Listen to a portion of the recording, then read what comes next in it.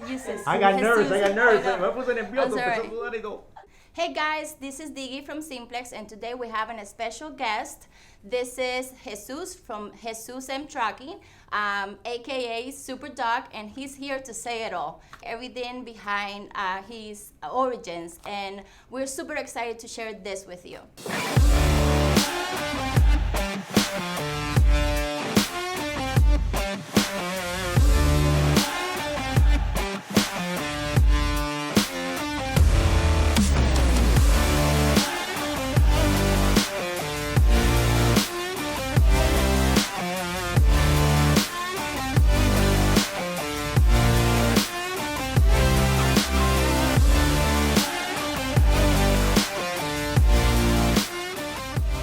So Superdog, tell me first about that nickname, and then I want you to tell me about your journey. How did you start it? My company came to be in 2013, but before that, I started in 1988.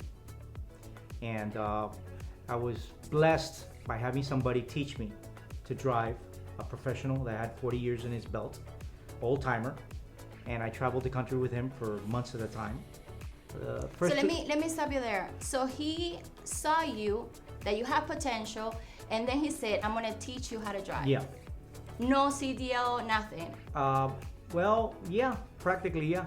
Oh wow. I would drive at night Awesome. while he would sleep. That's Because he saw confidence in me, so I took off and I loved it, and that he it took was you under his wing yeah, and yeah. he taught you this. he gave me the confidence. He said, "You can do this. It's easy. I can see it in you." And it was just an amazing experience with this gentleman, and he taught me everything that I know in the trucking industry. You were so lucky, because sometimes that's Yeah. the most difficult thing that we see these Yeah. days is that people get the CDL and then it is so hard for them Yeah. to find someone that spends the time and invest time in teaching them how to properly drive the truck, right? Of course. I got into this business because I loved the job. I loved the independence. I like to be free.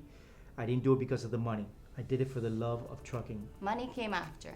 Money comes after, and it comes after a couple years. After you get get hit with a baseball bat a couple times, because everybody takes How so? everybody takes you for a ride because Yes. you don't have the experience. I was a little luckier that I started seeing everything after. In reality, after the 5th year, I really got hands-on what was going on, and then after the 10th year, I started seeing a little bit better, and then the 15th year, that's when I started really shining, because brokers knew me.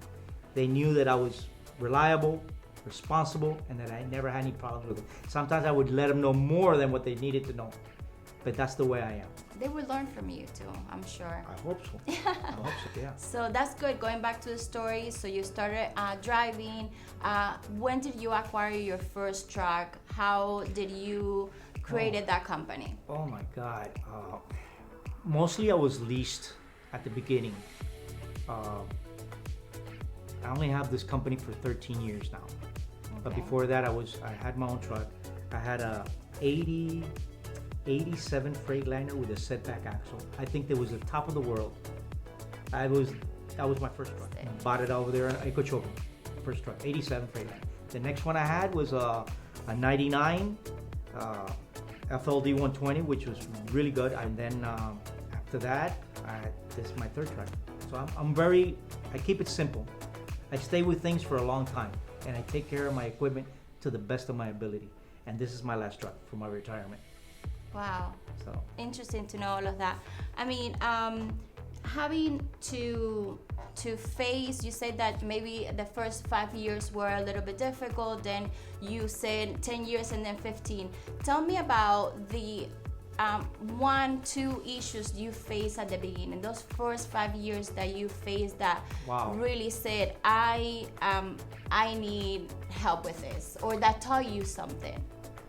what I found out, I didn't know how to look at the load board that good enough to realize how was the commodity running. So I had to learn that, the commodity. What was, as a broker style, you know, like what brokers, how they bid on the loads, I had to learn that. And that comes through years of experience. getting snagged by these brokers all the time. So what I did is I just kept on looking at the load board like the stock market.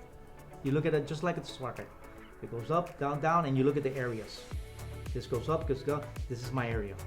And you're always looking at it. I always looked at it 24/7. I'm the secretary, I'm the boss, I'm everything. You do everything. So sometimes I would wake up all of a sudden, boom, and I wake up at 2 o'clock in the morning, open up the load board, and I would look at the load everywhere. 150 miles, 250 miles. What are things that you look when you look at the when do you decide it's a good load? It's a good load. I look at the weight, I look at the commodity, I look at the places it's picking up, and I look at the place where it's going. I like the easy loads that doesn't give me headaches. When I was running produce, it's very tough. It's very tough, you know, and you have to know your produce. You don't know your produce, don't get into it because you're gonna have claims. And the customers. Yeah. I went a lot to Boston, Philly, West Virginia, Hunts Point. I looked at most of the commodity, the weight, the customer itself, where it's going, what's the time factor, what's the delivery time. All those factors you picked up throughout the years. So you don't see like, oh, this is a $5,000. No, I'm gonna no. get it. You $5,000 can give you a headache. They could tell me, oh, it's paying you great. You know, these guys I used to release, it's paying you great. And I would take them, and then I would complicate myself. And then I would have to go 150% over at my cost to make it right. To make the company that I was leased to make it right, because that's the type of person I was. And I emphasize on my job. Perfect. So nobody would say anything behind me and say, hey, this guy's no good. Yeah. So, and I would come out losing all the time. So once I opened my company, this is the way I restructured the situation.